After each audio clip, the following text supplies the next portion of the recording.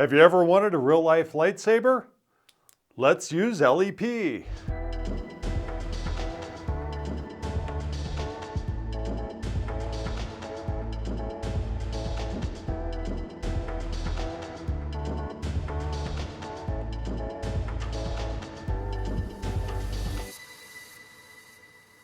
are situations in which we need maximum candela.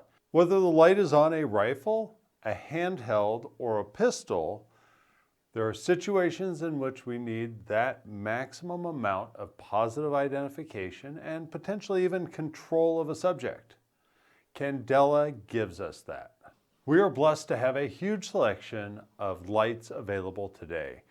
Whether they are from Streamlight or Surefire or Cloud Defensive or Modlight, or even some of the lights from Olight, we have a huge selection of high output lights.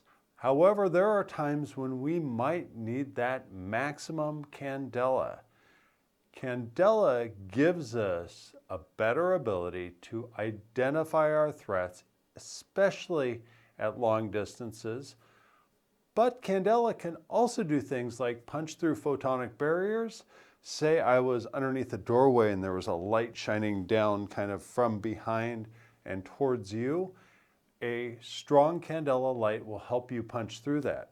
In addition, candela helps us punch through things like tinted car windows to see the occupants inside. And obviously, long distances require candela for positive identification. Whether you have a rural property that you're trying to secure from either four-legged varmints or two-legged, or you're doing something such as performing warehouse or facility security, even harbor security, or you're actually out doing marine operations, candela allows you to positively identify at long distances. Strong candela can be especially useful in search and rescue operations as well as using drones with high-powered photography equipment. And finally, transportation, whether in auto or truck or airplane, can certainly benefit from high candela to allow them to see further down the road or their path traveled. We are all familiar with how lights have evolved from incandescent to LED, giving us a lot more power in a smaller package. I'm here to talk today about laser excited phosphor, which is another evolution specifically targeting high output candela lights. So I am really excited about LEP. I think it has the ability to change the tactical lighting industry for the better. Now, you know those really cool laser headlights that BMW put onto their high-end models? Those laser headlights are actually LEP technology, and that was developed jointly with KSLD. So KSLD is one of the experts in this field. I wanted to talk to them, so I arranged a phone call with Julian from KSLD, and he helped explain to me and to you now a number of the key aspects of LEP technology and how it may apply to our tactical industry. So first, your regular LED flashlight works by running electrical current through an area with phosphor on it, and then that gets that phosphor excited so it goes ahead and lets off photons or light. That is typically done in a 1 millimeter by 1 millimeter package, or potentially even a 1 millimeter by 2 millimeter package. And if they need more light, typically they bring in an array or more LEDs which provide more output. LEP is fundamentally different because it takes a blue diode laser and shines it in on a phosphor, and then that causes the phosphor to let off a light. The blue laser combined with the yellowness of the phosphor creates what appears to our eyes to be a white light. Let's listen to Julian explain it. LEDs are vertical emitters. So you have like a little square chip, the light comes out of the square part. Laser diodes are edge emitters. So sort of a rectangular little cubic thing, but the light comes out of a little spot on the corner. The other big difference is that we are then taking the laser light, converting it with a retroreflective phosphor rather than a transmissive phosphor. But the physics and the principle is identical. So KSLD has a 500 lumen offering that puts out 500 lumens in just this tiny little 300 micron elliptical space. That is a lot of very focused output. So what can you do with that? Since you've got 500 lumens coming out of a very small point source, you can use reflectors and lenses to turn that into what almost looks like a lightsaber of light. It is just a steady beam heading straight out into the distance. So the phosphor chip that's in there in the SMD is square in shape, and it's 1 by 1 millimeter. However, it's not anywhere near filled by the lasers. The lasers at the edge, and then it comes out of the facet. The facet is a 40 micron exit window through which 4 watts of optical energy transmits. And then what happens is that the light comes out, it's actually diverging quite rapidly, kind of like a cone-shaped emission. It hits the phosphor. Now, it diffuses somewhat into the phosphor, but not much. And then it ultimately gets converted and then reflected out. Now, since the laser cones are at an angle to the phosphor, they then print basically an elliptical light emitting area. Now you basically have a lumen density compared to the brightest LEDs, like 8 to 10 times density. Julian told me that the beam can be focused to an angle of 2 degrees or maybe even less.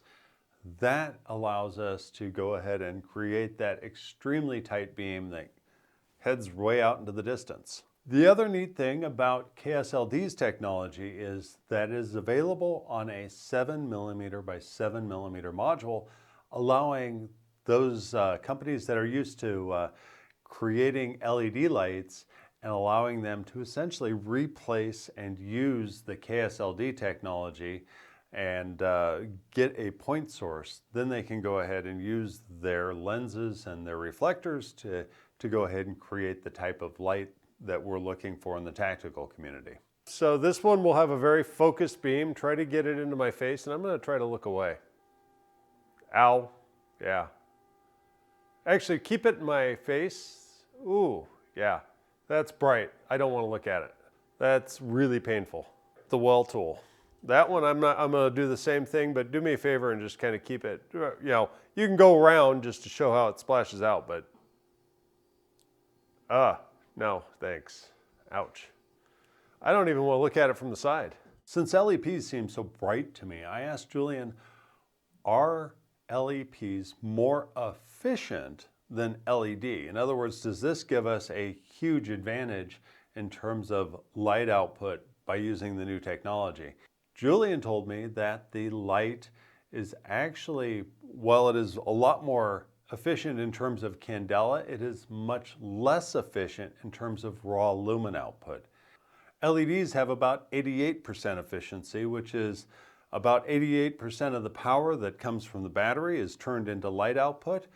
On the other hand, LEP is about 45% efficient. It is much less efficient in terms of lumen output per watt of energy input. However, we need to consider 2 things. One is LEPs are gaining by leaps and bounds in terms of efficiency. We're seeing double-digit increases per year in efficiency. It's kind of like LEDs in the early days. That means that in another year or 2, we could be dealing with 50 or 60% efficient lights, which is getting us a lot closer to LED. Then the other thing that we need to think about is LEP is a lot more efficient in terms of watts per candela. It allows us to get a lot more candela, a lot more light out there. The candela efficiency is super important in the transportation industry, as well as I would say it's really important for those of us who need to see long distances, perform PID at that distance, or even do things like drone operations or other areas where we need to cast a light far out there. Now, LEPs are highly regulated because they have a laser in them. We have the IEC, we have Underwriters Laboratories, we even have the FDA that are all creating standards as far as safety for lasers. and that affects LEP. Now, if you take a close look, not every company has the appropriate fail-safes to get FDA approval, to get past some of these stringent testing requirements to provide a light that is deemed safe for use. Now, Julian explained to me that it all has to do with how much light can come through a narrow aperture, approximating what a human eye could see. Since there's a number of ways you can implement the laser, you can end up with a number of safety concerns. So for Kyocera SLD, they have one package that actually integrates the laser, brings that in at a grazing angle to the edge of the phosphor, and then that creates the light output. This tends to be a little bit safer. On the other hand, some companies actually have a laser that points forward and then gets bounced with a mirror to the side and then gets bounced with a mirror back down, and that hits the phosphor and creates the light. Well, you can imagine that if one of the mirrors gets dislodged or even changed angle significantly, you could end up with the laser coming out at an unsafe wattage out the front and harming eyeballs. Other companies actually will shine the laser from behind on the phosphor, and then because the phosphor is a fairly narrow thickness, can actually shine the light out forward. Again, if the phosphor becomes dislodged, you can actually shine that laser directly out and have a high-powered laser higher than the FDA would approve that would actually come out and potentially, again, harm eyeballs. So if you're looking for one of these products, you might be hard-pressed to find one that's been FDA approved. I believe KSLD's modules are inherently a safer option. We have other companies such as Z-Bolt that have gotten FDA approval for their products, and that helps you be assured that you're getting a safer product. Now, I will tell you that I have stood downrange of a number of these lights, and I'm careful not to look directly at them. I don't want any chance of something degrading my eyesight. I know some of the products we use have been FDA approved. I don't care. I really don't want to look straight at them. So LEPs have some advantages in the tactical community, that being where we need high candela and maybe we do not need quite the same amount of lumens. In addition, KSLD has experimented with some ways of doing things like beam shaping. If you can imagine taking a beam but maybe now making it more horizontal, like a horizontal band, or allowing that beam to be more focused and then also be more dispersed. Now, I've not seen products on the market that do any of this yet, but if you can imagine, it might be interesting to have a product that allows us to get a very tight hotspot, or maybe make an adjustment, hit a button, and actually get a band of illumination instead. I think the capability is there for manufacturers to innovate and get us better products. So what disadvantages might there be? If you're going fully transmissive in your architecture, you might have strange color artifacts. You might not convert like completely, or you might over convert, and you might not get the right balance of blue and yellow across the beam, or there might be like differentials by angle. I mean, this was an early problem with transmissive LEDs, but that could probably be solved by like shaping the phosphor. Mainly, it's very challenging to get your safety certifications with that architecture. The light does not have the high output in terms of lumens. It's going to have high output in terms of candela, not as high an output in terms of lumens. I believe KSLD has 500 and 1,000 lumen offerings, but that's all they have available right now. We've run an LEP outside trying to search around cars at a distance, and when you have multiple subjects, maybe you've got multiple subjects and you're trying to figure out what each one's doing, it doesn't provide that flood that allows you to keep an eye on somebody in your periphery while you're also getting light focused on other people. It reduces your situational awareness because it does not get you that high amount of lumens out in a wide spread. So if you're going to be close in, multiple subjects, doing a lot of searching, you need that wide situational awareness. LEP is probably not the best technology for that. The next disadvantage is getting the appropriate safety approvals. We already talked about safety, and it can be hard for a manufacturer to get those safety approvals for a light to be sold in the US. Now, I am not a huge proponent of all sorts of regulatory agencies.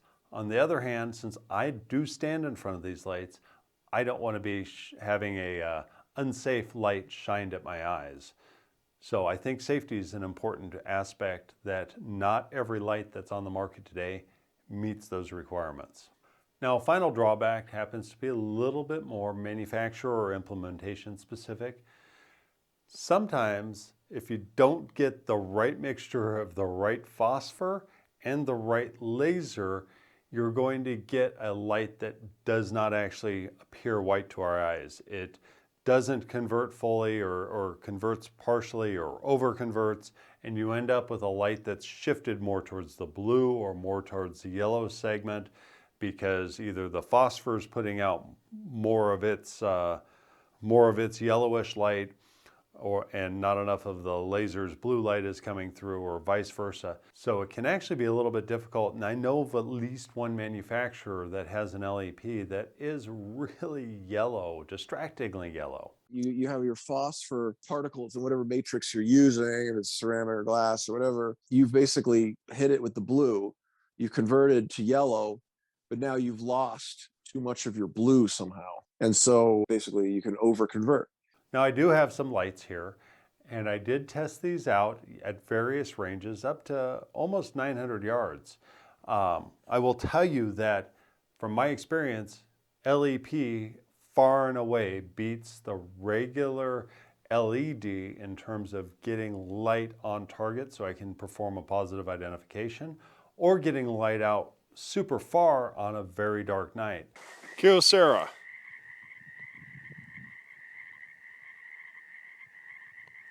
Well tool.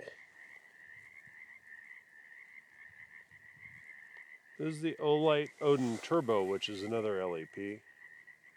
And it's super yellow in the house or inside. It does not look as yellow here.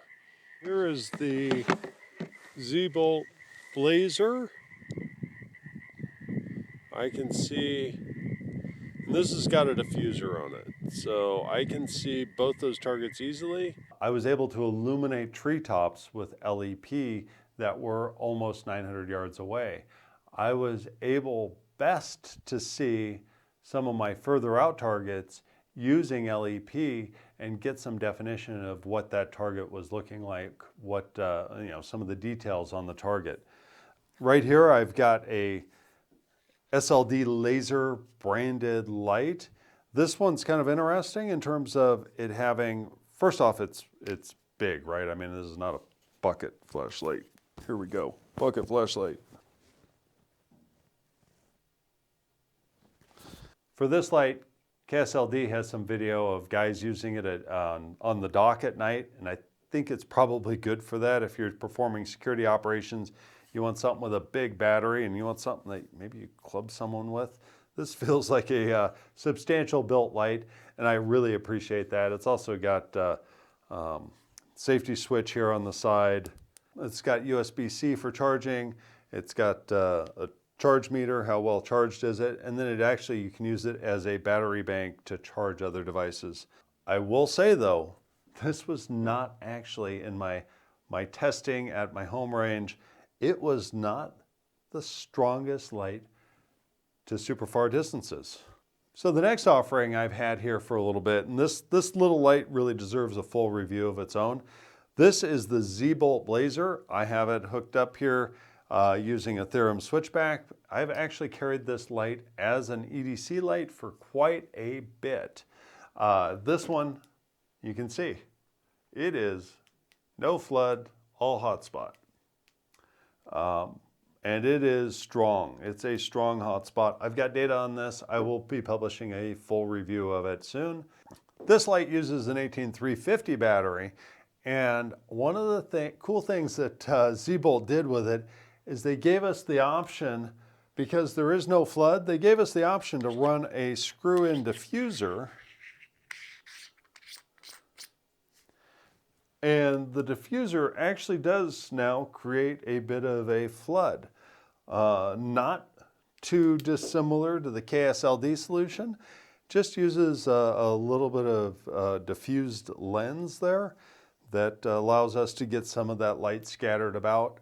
I found this to be a very carryable light, and some of the feedback I've heard is that officers that want a compact light and maybe they want to be able to shine it into the window, a tinted window on a car, maybe see into the back seat before they go around to the driver's side, that this light works pretty well for that. That super strong hotspot punches through the tinted windows pretty well. I really don't have anything bad to say about this light. I think that there's some improvements that I've talked about with Z-Bolt that could happen, but it's really a nice carryable little light that does punch out pretty darn far. Finally, I do have a well tool here, and those who have been looking at LEP probably know well tool because they've been doing some work in this space for a while. This light is also super strong. This light was one of the best performers in my group of test lights that evening, to go ahead and see super far out into the distance, see the treetops out in the distance, 800 plus yards away. This light did perform pretty darn well. It uses a 21500 battery with a USB port in the top, and it actually has a little LED inside there that I can see whether the battery's charged or not. A nice little packaged light. I don't know, it's a little bit bigger than the Z-Bolt, and I don't know if I would actually carry that. The extra size does matter a little bit. If it was, the bezel size is pretty darn similar. The body size is pretty similar. This back cap is a little bit larger. I think if they shortened the battery a little bit and made this cap a little bit slimmer, that would be nice. And then finally, I would want to have a way to get a theorem switchback on it, and then have this button be a little recessed, so I had less of a chance of having a negligent discharge of my light. I hate it when I'm carrying a light and I do something and I accidentally bump my light on, and I don't know until my pocket's at 140 degrees, right? So let's wrap this all up. LEPs are great technology, and I think we're going to see a lot of improvements in this area. I think we're going to see this drive forward as being the optimum solution, not only in the automotive segment where you want great high quality light down the road, but we're also going to see this in the tactical community. We're going to see it in cases where we need to see out far distances. Rifle lights. I think that we're going to have to see a bunch of rifle lights coming out. Those lights that we want white light to go see at a distance, I think LEP is a superior technology. As far as handheld lights, I think we need to figure out how we're going to balance between that diffusion or that flood on the light versus that high candela hotspot. I like to have a high candela hotspot. I also do like to have a little bit of flood.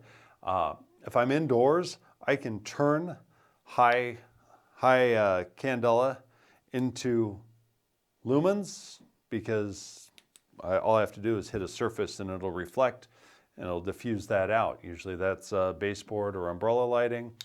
I can do that indoors, but outdoors I have a harder time for obvious reasons, right? Grass absorbs the light. The sky doesn't bounce it back.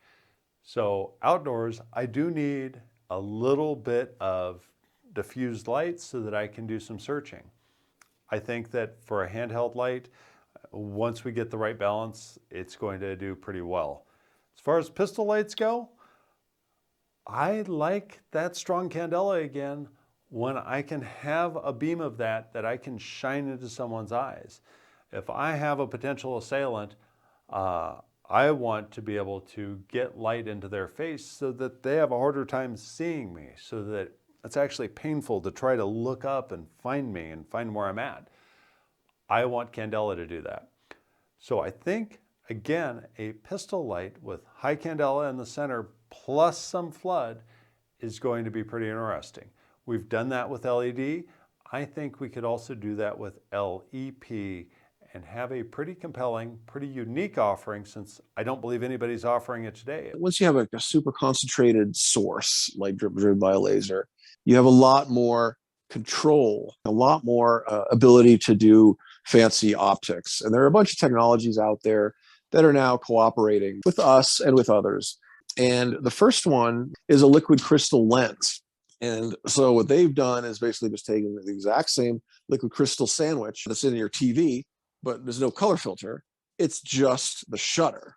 And by differentially controlling electronically the configuration of those shutters, you can basically allow your beam to be perfectly collimated or spread it out to flood. And more interestingly, spread it out to flood differentially in X and Y.